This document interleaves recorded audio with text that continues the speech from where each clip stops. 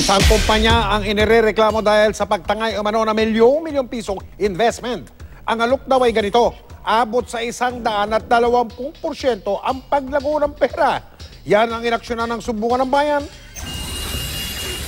Perang kumikita dahil sa umano'y bidding ng mga diamond at ginto sa mga kumpanya ng alahas. Ito ang alok ng Pretty Pink Holdings Company Incorporated. Ang perang ipapasok daw sa Pretty Pink Money Tree Investment, asahang lalago ng 125%.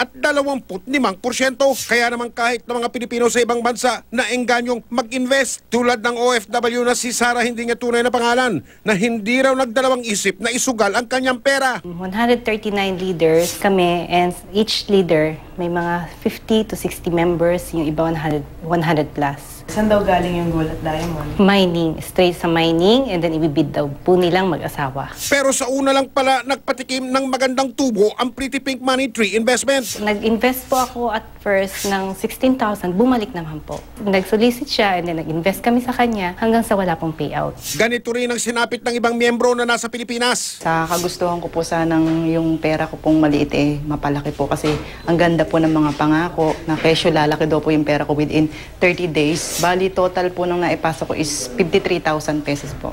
Bagaman tagalunsod ng Osamis, sa Misamis Occidental ang tinaguriang founder o nagtatag ng Pretty Pink Money Tree Investment na si Charistine Jones, kasalukuyan siyang nasa Amerika. Sinubukan na Sumbungan ng Bayan na kunin ang kanyang pahayag pero hindi siya tumugon sa amin. Amin ding pinuntahan ang di umano'y opisina ng Pretty Pink Holdings Company Incorporated sa Lungsod, Quezon. Wala raw doon ang mga staff o tauhan na hinahanap namin. Nakapagtataka ring iba ang pangalan ng opisinang aming dinatnan sa address. Sa pagsisiyasat ng Sumbungan ng Bayan, Enero ng taong ito, lumabas ang rehistro ng Pretty Pink Holdings Company Incorporated mula sa Securities and Exchange Commission o SEC. Pero ayon sa mga nagrereklamo, taong 2015 pa sila nakikipagtransaksyon sa kumpanya. Ayon sa SEC, sadyang hindi raw kapanipaniwala ang pangakong kita ng Pretty Pink Money Tree Investment. In most cases, yung interest that is promised, these are too good to be true. Yung mga iba dyan, they just incorporated itong taon na ito or it might be last year. So anong history naman na may bibigay itong kumpanyang ito?